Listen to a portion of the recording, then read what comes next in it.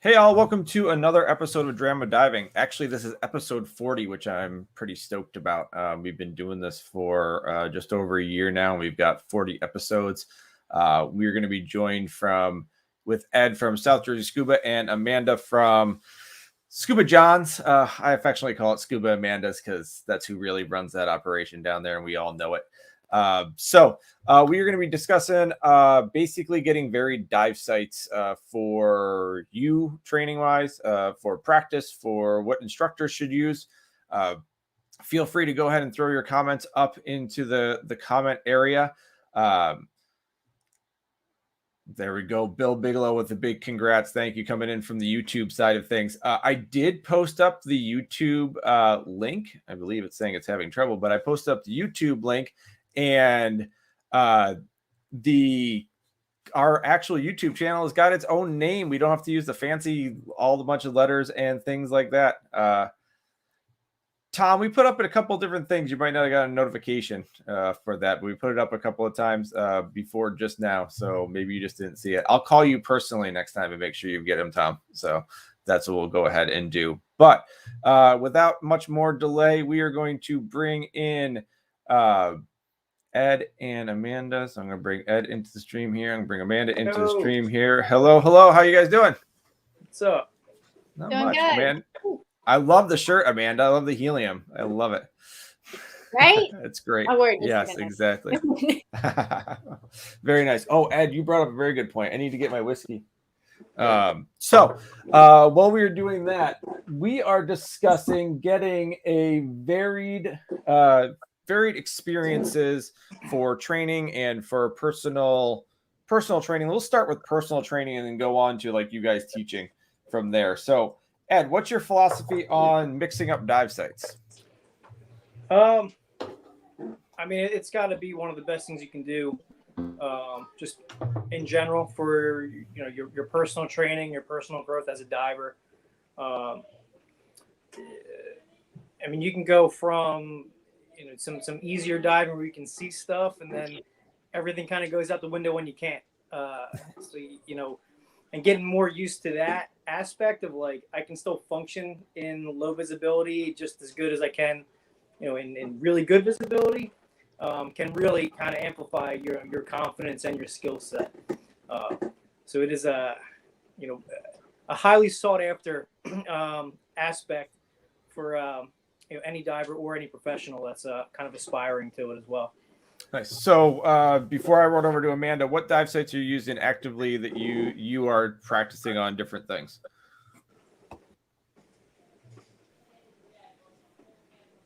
Oh, me? Oh, sorry. Yeah. Before I go to Amanda means you. It's not me. So right now we use all of our Jersey wreck boats, and whenever we can get out and have dive sites that are suitable to new divers, advanced divers, anything that we can do on a boat, we really prefer to do that. And then our main controlled environment right now for open water is still Dutch Springs. So obviously, I'm sure everyone already knows, kind of the whole Dutch Springs thing going on with the sale of Dutch. But outside of that, we have a number of reservoirs, lakes, and inlets around our whole coast that we still can use. So it's not a complete lost cause to us if Dutch Springs does unfortunately close up. All right, and we'll come back around to that, but thanks for that. Amanda, what's your philosophy on different training sites? Well, obviously, the more diverse your training is, the better a diver you become. I've personally had the experience of diving and, zero visibility, like close your eyes and that's about as good as you can see. And I've had people come, professional level from Hawaii or other places where there's just clear visibility. They jump off the boat and they get back on and they're like, take me to the dock. I'm not ready for this. And, so I feel like obviously the more diversity you have, the better rounded diver you are. So. Nice. And what different dive sites do you guys tend to utilize down in South Carolina there? All right. So we're truly blessed with like a lot of great local dive sites. We've got Lake Murray, which is, right here in the Lexington, Columbia area. That's one of those, close your eyes and you can see a little bit better kind of sites. But we've got that's got a lot of history under it. We've got Lake Jocassee, which is our primary training site that's got a lot better visibility. We're looking at, 15 foot instead of less than 5. But then we've got Clark's Hill Lake, we've got the Cooper River, we've got offshore Charleston and offshore Myrtle's Inlet, Myrtle Beach area. So we're really lucky. We have a variety of sites varying in visibility and challenges as they come. So. Excellent. So you personally, what do you personally seek out to, either do warm-up dives for the season or continue your training? Because I think everybody here is doing continuing education, continuing training, figuring out some things, and then doing some shakedown dives at the same time. What do you personally go after there, Amanda, for trying to find some personal training grounds? So my favorite personal, like getting ready for a big dive sites are our bridge, the Wiseferry Bridge at Lake Murray. It sits at 80 to about 140, 150 foot of water, depending on where the lake levels are. And sometimes it's literally a touch and feel dive. Sometimes it's, you've got 5 to 6 foot of visibility, but it's a really good warm up dive for basically anywhere you're going. And then my second favorite is the graveyard up at Lake Jocassee, which has a lot better visibility, but it's still in that 150, 160 foot mark. So it's a good warm-up dive if you're getting ready to go off on some tech dives or something like that. But the navigation and things like that are the challenges to that particular site. So excellent. So nice. So I was hoping you'd get at the graveyard one. I definitely want to come down and maybe make a weekend of a Clemson game and then come out to the graveyard at some point in time in Lake Jocassee. I'd love that. 23rd, do it. Yeah, there you go. I'll see if I can get approval from the boss and see if I can get down there. So admittedly, I ran into a situation when I was becoming an instructor where I had the 100 dives I needed, just the 100 dives I needed to become an instructor, and 95 of them were at essentially the exact same site, like almost the exact same site. And I thought that this was perfectly fine. I thought that I was perfectly ready. I thought that I knew everything that I could possibly know. And now I've said it on the show a couple of times, but essentially I did one dive 95 times. I didn't have 100 dives. I just had one dive. I just happened to do it 95 times over and over and over and over again. And that was definitely not the way to go about things. I didn't even know what DIN was when I showed up. I didn't know what necklaces were. Like, I had no clue what was going on there. Ed, have you had any similar experiences to that or seen some things? I mean, I don't want you to throw anyone underneath the bus or give any specific examples or anything like that, but just a general disclaimer overall, we'll keep it nice, but some things you might have seen in your tenure. I mean, primarily I look at my own experience. So I originally certified in the Florida Springs in December, and it's 75 degrees and it's like crystal clear water. We did Ginny Springs, we did Blue Grotto, we did Devil's Den, and God, by the time I certified, finished college, moved back up to New Jersey. My first day at Dutch Springs was like, what the hell is this and why is it green? Yep. Somehow I dove Dutch Springs in April. It was 42 degrees and I'm in a 7 mil suit. I just remember scraping bottom, like, what happened? and then same idea, it kind of living up north. It's I mean, you really would be surprised at the quality of diving that we can get off coast, but some of those days are not that easy either. I still remember like my first day out, off Barnegat Light doing the first dive, and they're like, "We're gonna hit a wreck," and we get down, and it is in pieces, and there's a boiler, and they're like, "That's exciting," and I'm like, "What is this?" And it's just one of those things. Like the more you do it, the better it gets, and then you start to appreciate it and like it. So it really is kind of the nature of the beast, and again, like living up this area, and it's either.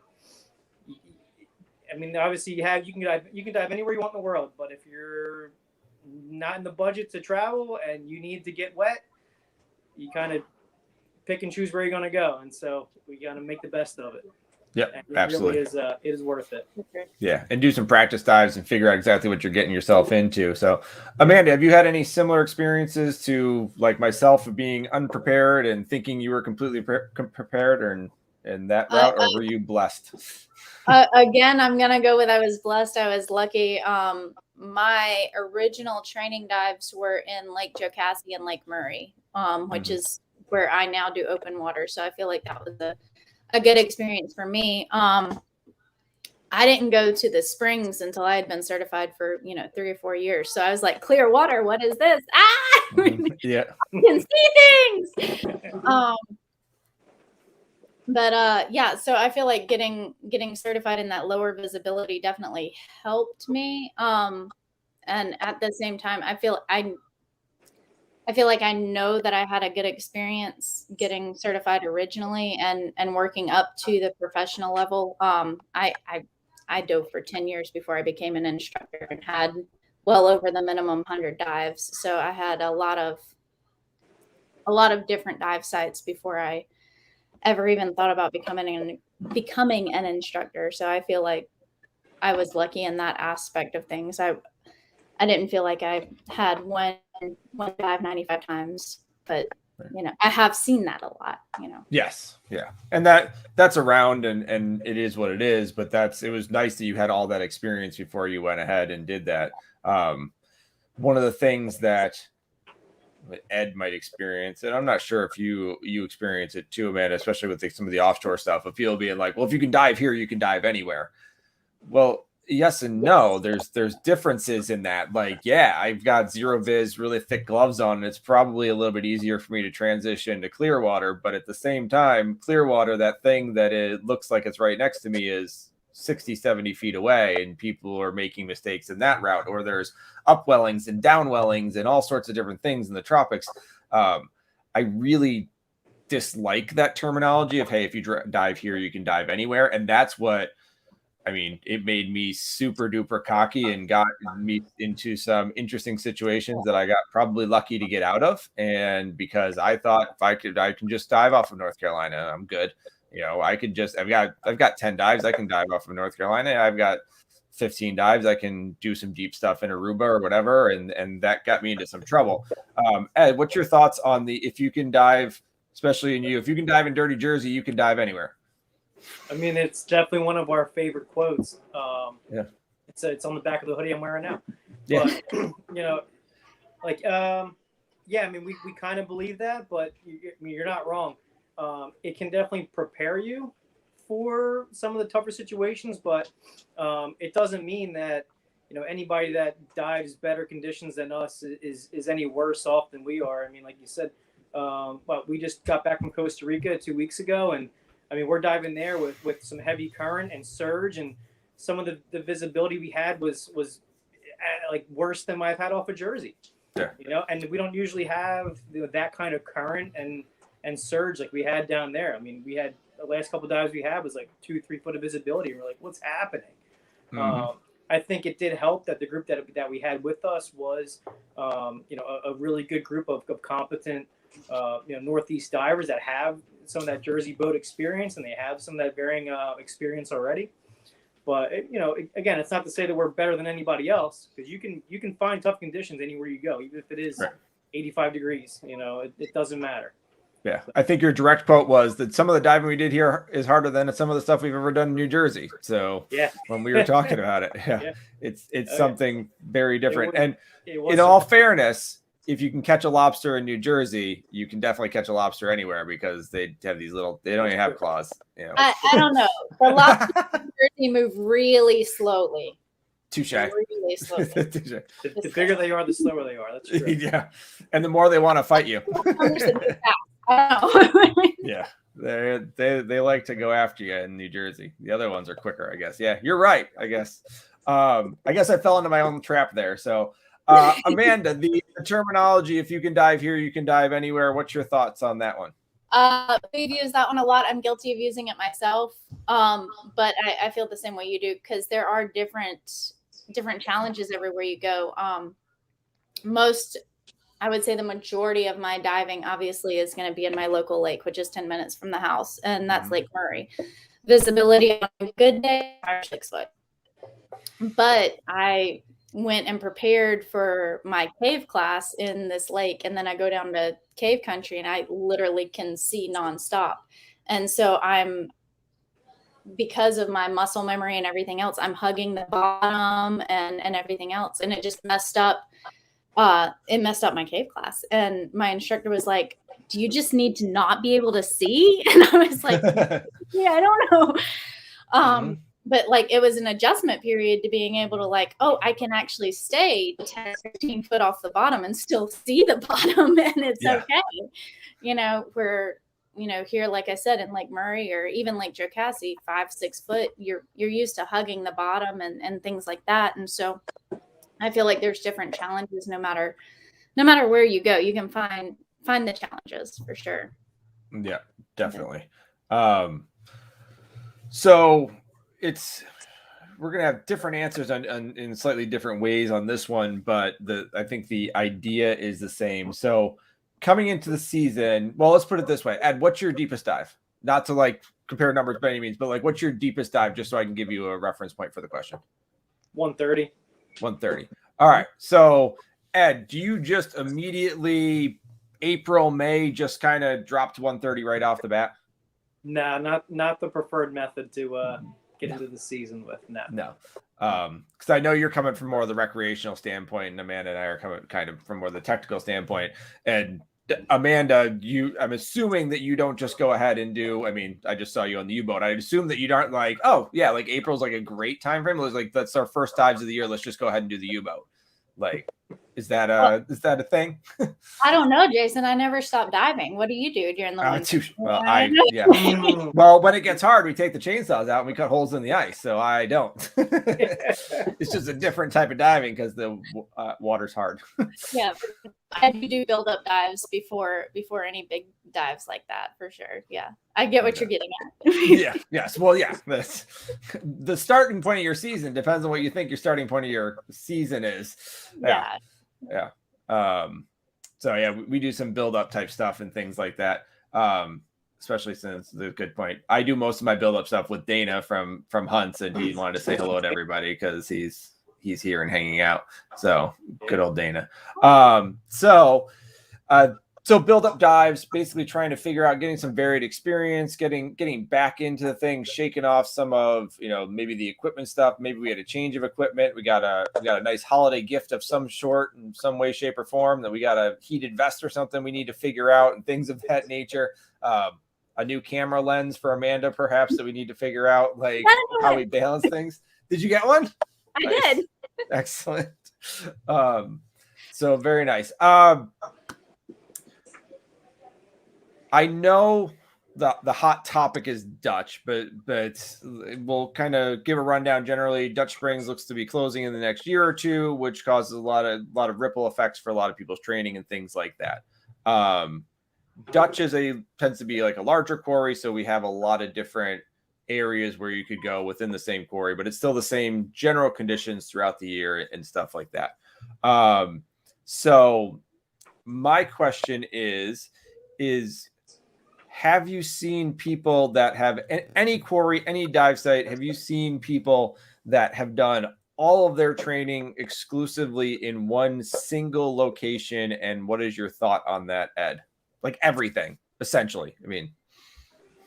Yeah, Dutch would be my primary right. Reference on that. I feel like some of the divers that I know that Doug was asleep. I'm on stream. Get out of here. Go. Do you have blue pill? I'm in the middle of a family vacation. Time to sleep. Goodbye. I love it. Give him that Jersey sass, man. Come on. Anyway, I know a few divers that they're good divers. They're really good in the quarry.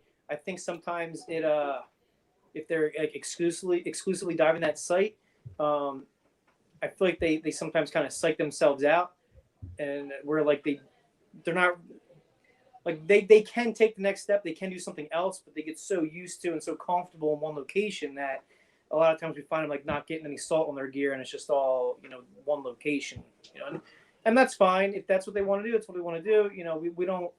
We don't judge anybody. Any dive is a good dive, right? So that's fine. Again, but getting back to the broader topic is we would really like to see them take a next step and just try something else. Like, we have tons of spots you can get into that are, it's not all deep, dark, scary, and cold. So, we can get anybody out off the boat and do something reasonable. Like, that's how I feel. Like, just find them being a little apprehensive sometimes. They're just so comfortable in that one spot, I think. Yeah, you're in the comfortable area. It's a fear of you hate to say fear of the unknown, but it's I don't know what that's like. I know what this is like. I'm comfortable there. I might as well just stay there. Why would I leave and go someplace else? Right. So, Amanda, you're going to have different sites. I mean, Ed and I are up in the Northeast, which tends to be Dutch, but you guys tend to utilize some things probably closer to you guys, possibly like grotto and stuff like that. But what are your thoughts on people who have done like all their training essentially through in one little tiny spot? Well, like I referenced when we first came on, so on Lake Jocassee, we partner with another dive shop and we run dive boats and that kind of thing. I've had people get on the boat who have done all of their dives and completely clear, tropical waters like Hawaii or Bahamas or something like that. Get on the boat, they go 5 foot down. They're like, nope. And they're back on the boat. They're done. Take me to the dock. I don't ever want anything to do with this again. And so I've seen that before. And then I've also seen, again, kind of my situation where like everybody's dove in completely low vis, where you've got to be, this far from the bottom to see the bottom. And then you get to clear water and, we're hugging the bottom and everybody's way up here. And they're like, what are you doing?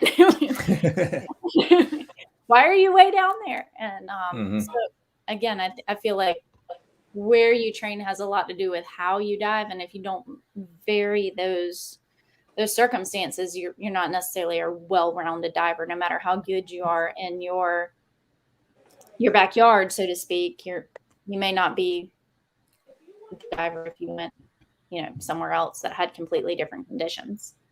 Yeah.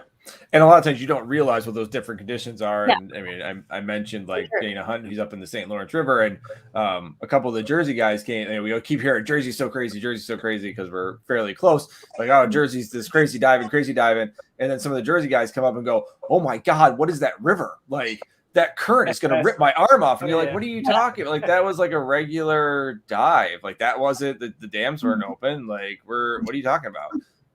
So different. Like, you're so used to something that you're like, that's nothing. And trying to get that varied experience, you might not recognize that. Ed, you've got the Jersey scary, but what around you is kind of that thing that people come down and you're like, I don't even understand what our issue is. I would probably, I hate to keep like talking about it over and over and over again, but probably our entire, just wreck dive conditions off the coast. Some of the sites that we pick are a lot of times sub 90, 100 foot, but usually it's for the better chance of better visibility. Because if you are diving inshore and you do have some more water movement, you can get less visibility. So it's not that every dive here is really like an advanced dive, but it's usually to the benefit of the diver to experience better conditions. You really would be surprised. And that's why, you've seen, like I've done a lot of video just to show people more times than not that I'm out there. I mean, we have 20, 30, 50 foot of visibility, and it's not even nearly as bad as anybody would think. And it's just a matter of playing the game. You get out once, it's doo-doo. You're like, this sucks. Yeah. I tell everyone, you got to usually give it 2, 3, 4 chances. That may sound like a lot. I mean, it's a little bit of an investment getting out on the boat sometimes, but, you go out once and it's no good, you go out again, it can really surprise you and kind of change your whole attitude toward it. And it's not that bad at all. Nice. And this is pretty much our entire audience is over 18, so you can use your big boy words Ed there if you want to use your big boy words. That's perfectly fine. It's okay. And then the other thing for where you guys are is kind of the interval, the wave interval when you're going out on the boats is kind of short, and it can mess with some people a good way that way too, right? Yeah, so we take that into account, and that's why it can be tough to do like an entry level or open water class out on a boat, because you're not just dealing with the dive conditions alone. Now you're dealing with the boat, obviously motion sickness. You're dealing with diesel fumes, a lot of these subconscious things that can really kind of play on someone's play in their head before they even get in the water. It's gearing up, it's getting hot, and then you're jumping into water that's 55, 60 degrees or so. So there's a lot of factors that unfortunately aren't always just dive related that build up that anxiety by the time they get in the water. So yeah, that part for a beginner dive can be tough. And not asking for help and communicating is a big thing too on those sorts of things. If you're in over your head with this or something you haven't experienced before, and you're just starting to get those experiences, you gotta make it known that you don't have those and that you're looking for help and you need help. And I've seen people that are trying to muscle through some things, getting themselves into a world of hurt there. Yeah, so, same. Yeah. Amanda, what's unique in your area where you kind of, besides the skeletons and spooky things and Halloween themed of Lake Jocassee down there in the cemetery that you decorate for Halloween or something? I don't know. That's a different cemetery. This one's a real cemetery. Gotcha. Watch Deliverance. It's in that one. Okay. Yeah. Jeez. Love it. I don't know. So I guess I'll kind of leave Jocassee for this one and go to Cooper River, which is another one of our popular dive sites. It's very, very low vis. If you don't have a super bright light, it's literally like this much you can see. Mm-hmm. Everybody calls it blackwater diving, which it is. It's high current that changes with the tide. So it could be an incoming current. It could be an outgoing current. And it just depends on the time of day. We're literally stabbing screwdrivers into the ground to kind of work our way along and look for fossils and that kind of thing. So that would be probably the one that I see people least prepared for. Just because it is so many things at one time. It's low vis, it's high current, you're not being neutrally buoyant, not touching the coral kind of diving.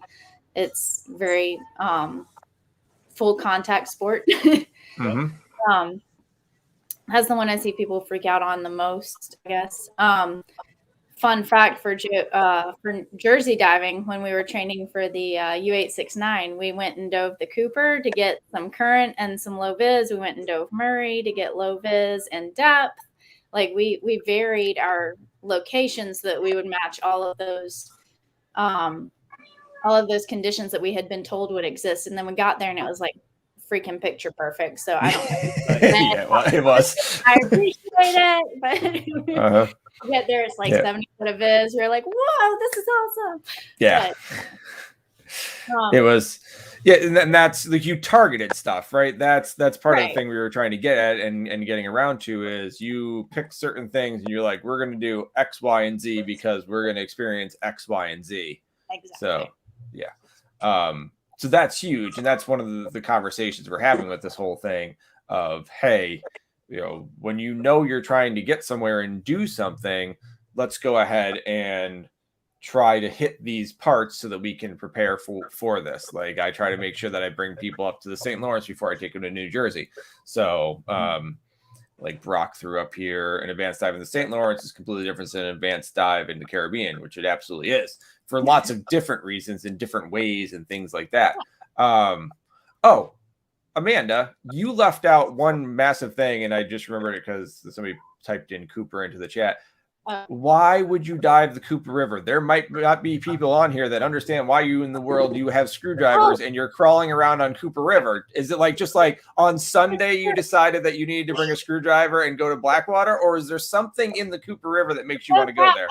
I should have brought visuals. No, you should have. We the shop. Okay. Fail. No, we're looking for artifacts and fossils. We look for meg teeth that are like this big. We have we find bottles, we find old arrowheads. My personal prize is a capybara tooth. Fun fact, capybara used to live in South Carolina. Go figure. Wow. Nice. So yeah, I found one like this big. And that's my personal prize. But yeah, we have John brought me one. Look, meg tooth. Oh, nice. There he goes. John. I knew he was on here. He was trying to get in touch with me about my car extended warranty, he said. So I figured he was around somewhere. Yeah. So we find these guys and bottles and all kinds of other teeth and bones and that kind of thing in the Cooper River, which is why we're willing to strap screwdrivers to our wrist and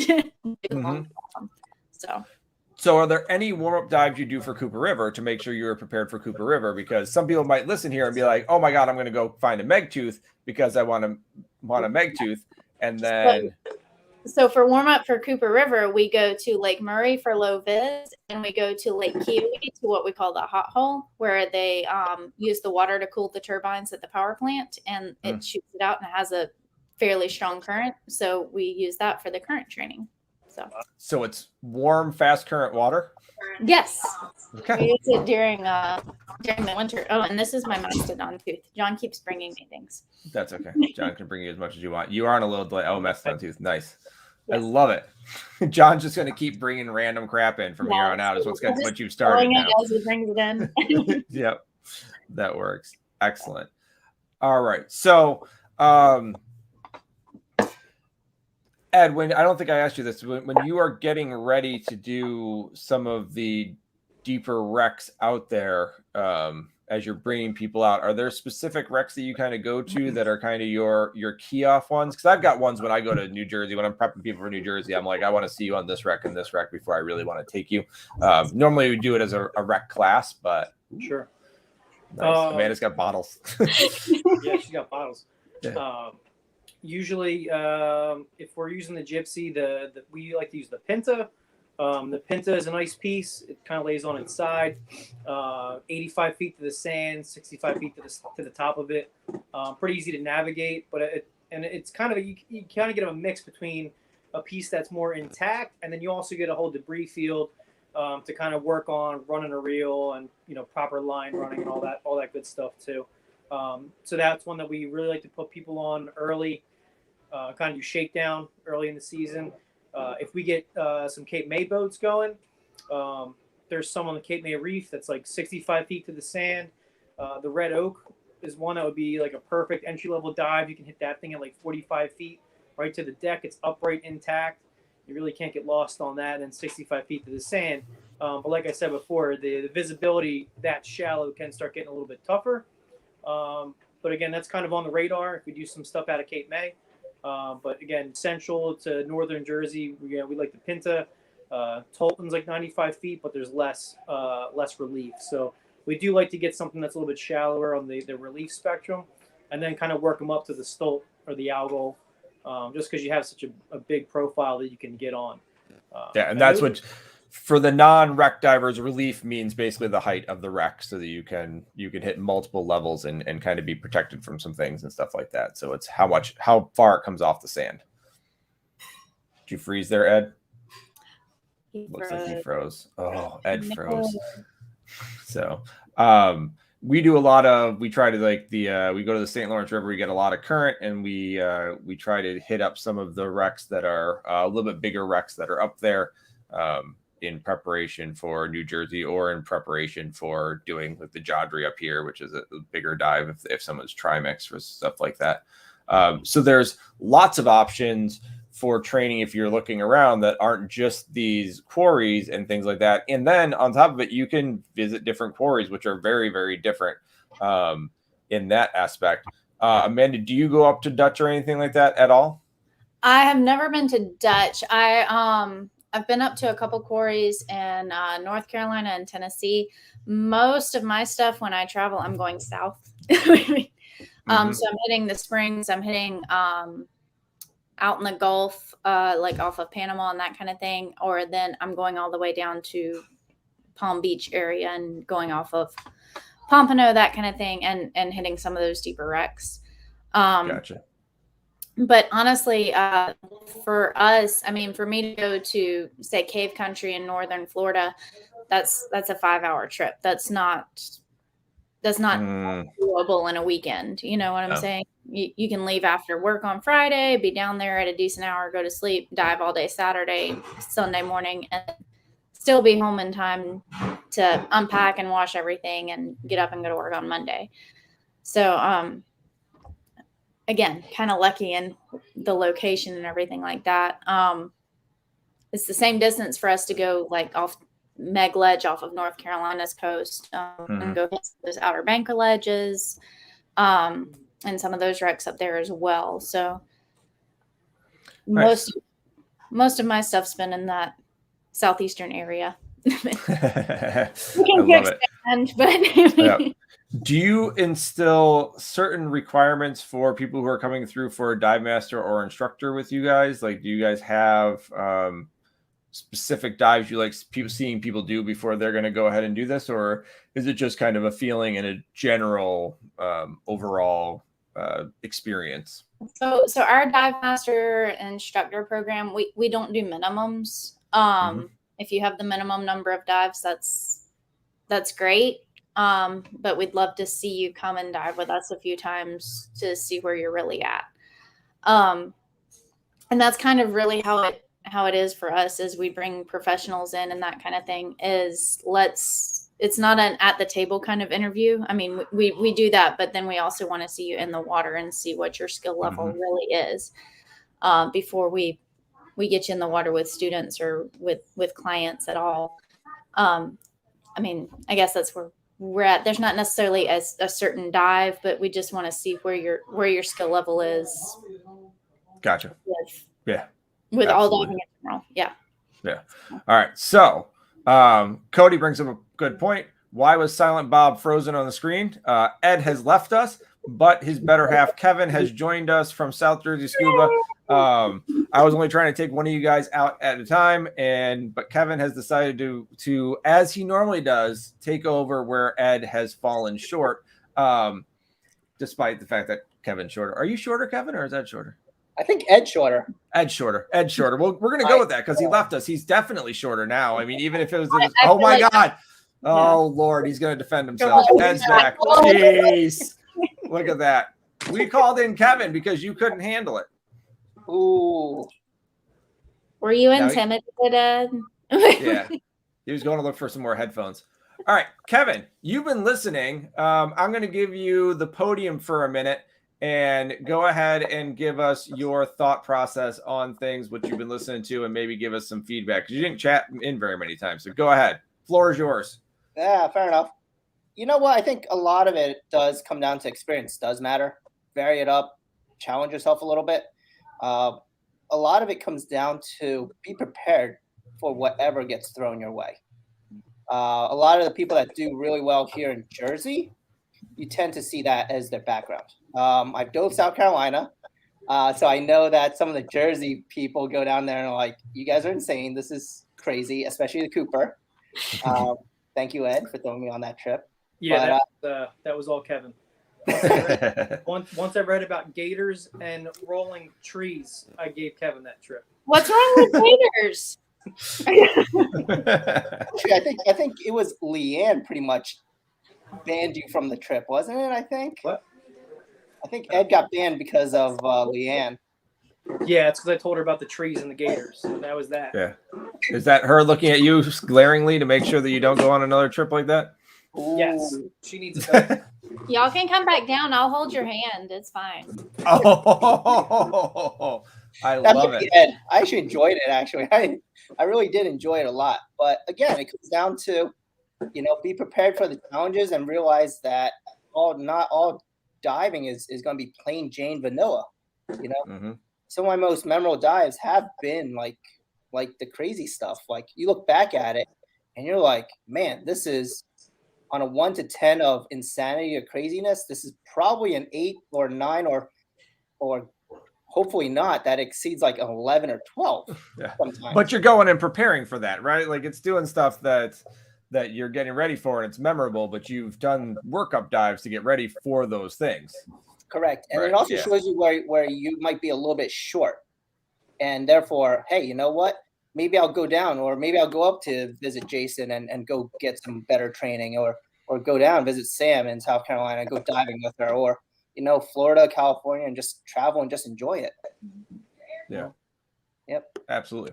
So thank you for that, Kevin. So Amanda was just saying that they don't have any prerequisites necessarily, like specific hard and fast, like you have to do these sorts of things.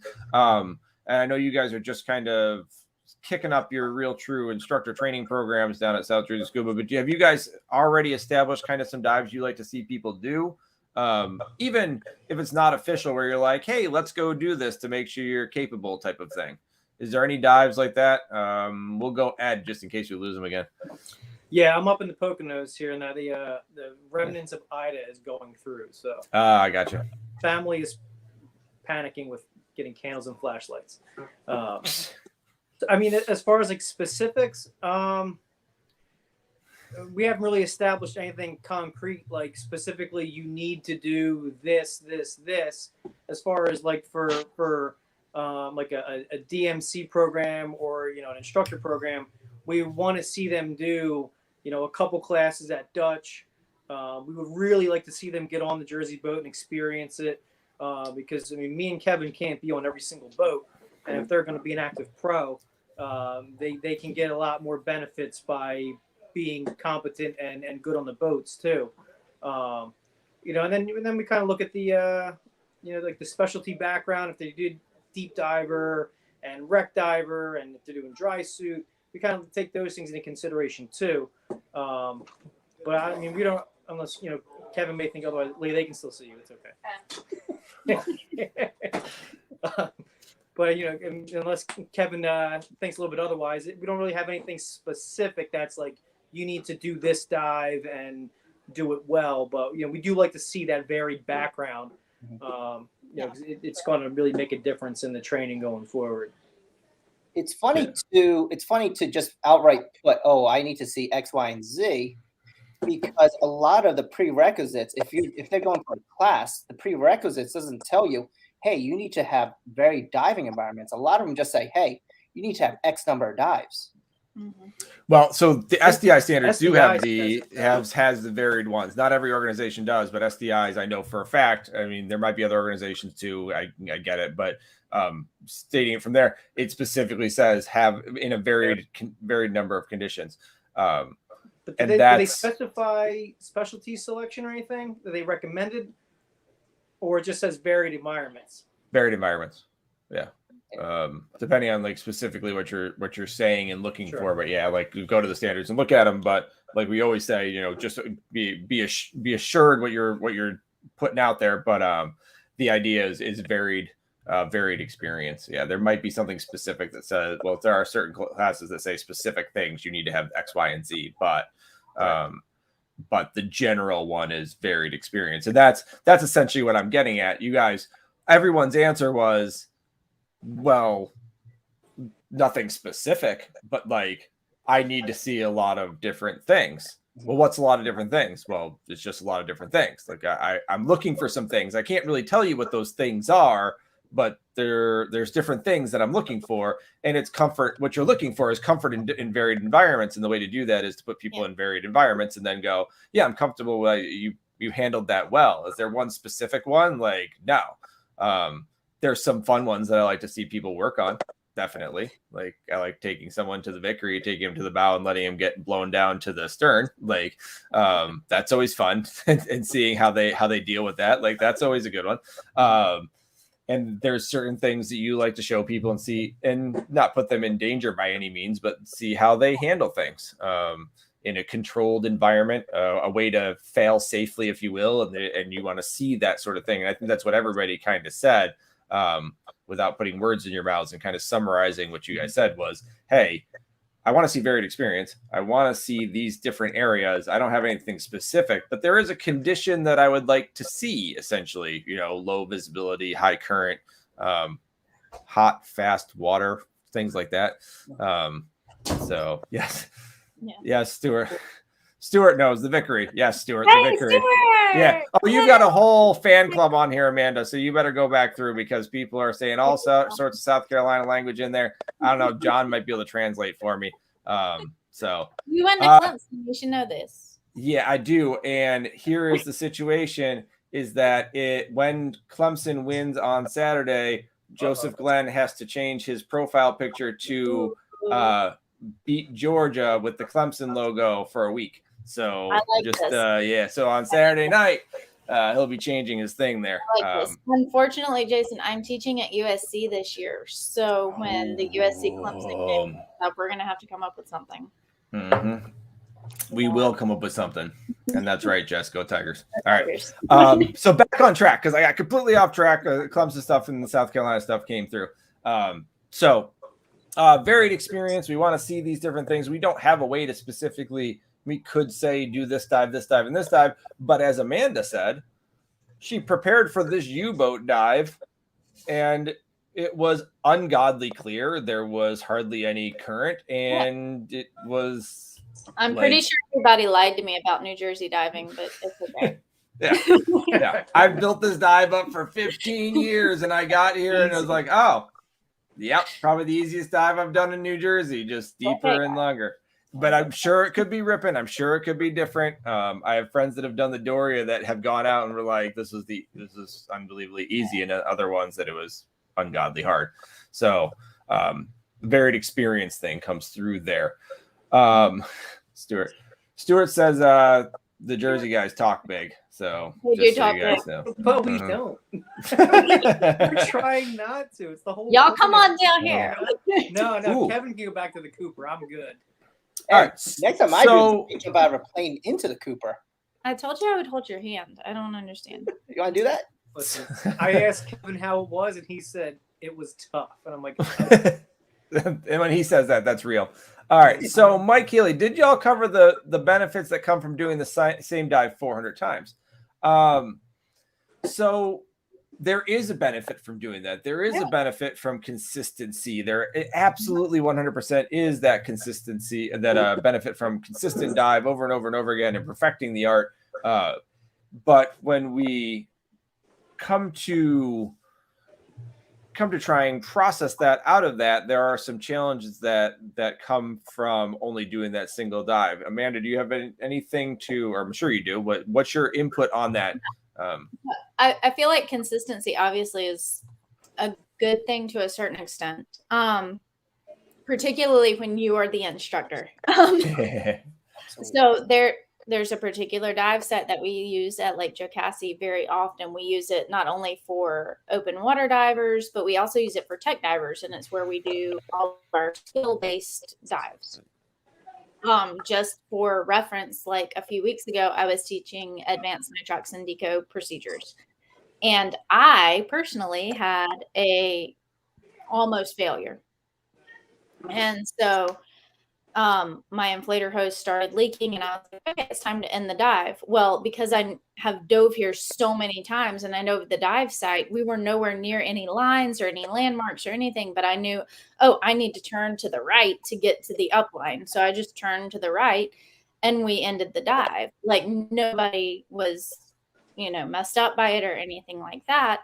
And obviously, if that was a new dive start for me, I wouldn't have known that, and it would have kind of been more of an issue. Like we'd have had to shoot a lift bag, we'd have had to shoot an S&B, things like that. But because I knew the dive site, I was like, oh, my inflator's bubbling. Maybe we should turn and end this dive. And so I just turned and went to the upline and there was no issue, and I feel like consistency in that kind of setting is honestly a good thing. And that can be said for any diver, I guess. If you are diving a site that you dove consistently, you know where everything is, you know how everything works, you know what to expect. So I guess there's less for failure at that point. I guess that would be the benefit to diving the same over and over again. Gotcha. Kevin, so what's your thoughts on the benefits of doing the same dive over and over and over and over again, and then compared to varied experience? And I probably blended with varied experience, but I think it's the best way to say it. So yeah, and essentially, Mike, yeah, I wouldn't say consistency is better than variety. Mike debating back his same point is, I guess, Good not really follow-up. debating back, but yeah. So, what's your thoughts on consistency and doing that repetition, Kevin? So I'm going to break it down by levels. So if I'm an open water diver and I'm just getting used to it and starting it, that consistency is definitely a pro in that it allows you then to focus on the skills that you may not be super comfortable with or that you need to work on. So with that, that's a great thing to be doing. Up here, people know. We'll go back to Dutch. People know how to follow the ropes and go around it. Now, though, here's the issue. Though, is when people become too comfortable with that, then all of a sudden it potentially breeds complacency. And that in diving is the biggest danger that we all run into.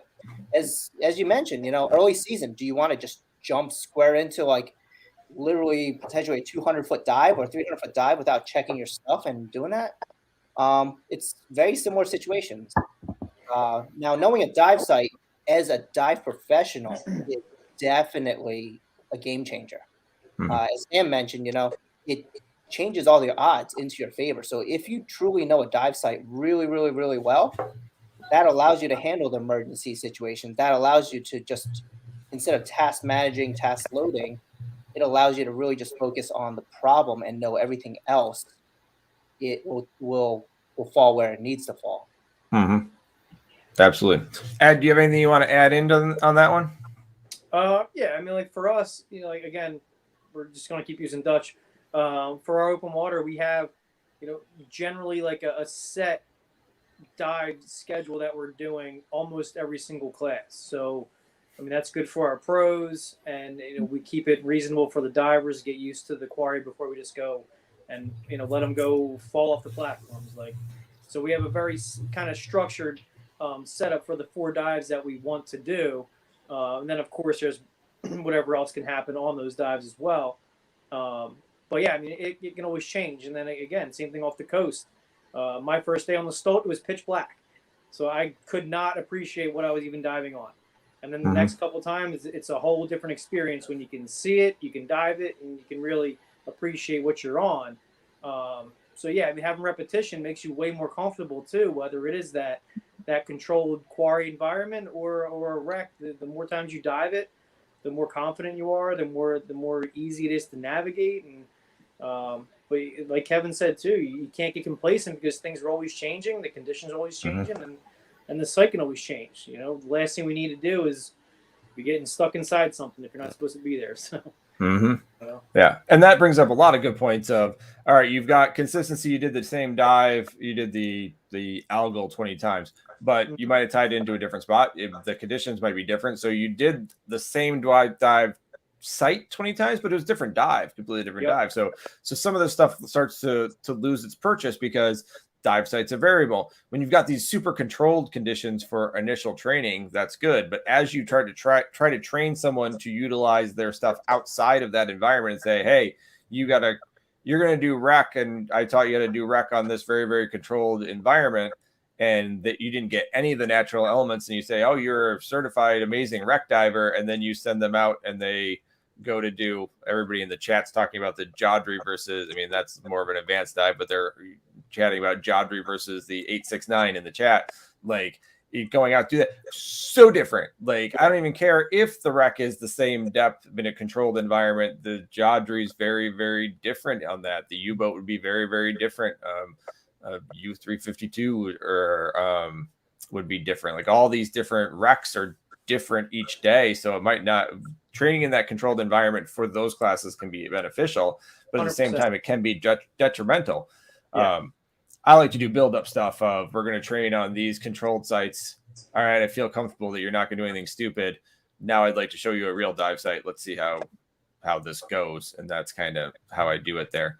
And yes, Dana, the Jodry, when I dove the U869, the Jodry is significantly more challenging than what I experienced on the U869. Again, varied conditions, varied times. The Jodrell is definitely more challenging.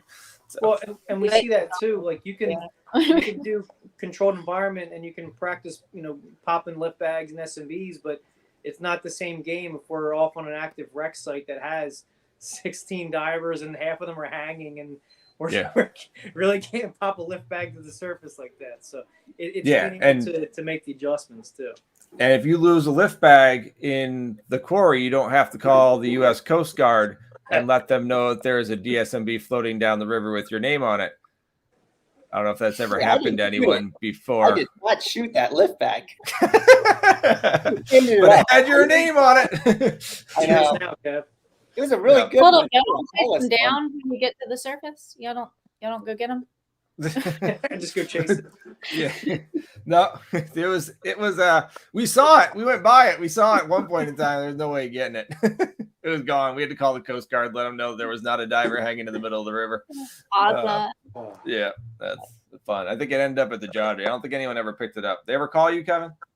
No, but if somebody really did find it, they got a really banging deal on a Hollis SMB and a Hollis reel. Yeah, that's like a $300 fine right there. Yeah.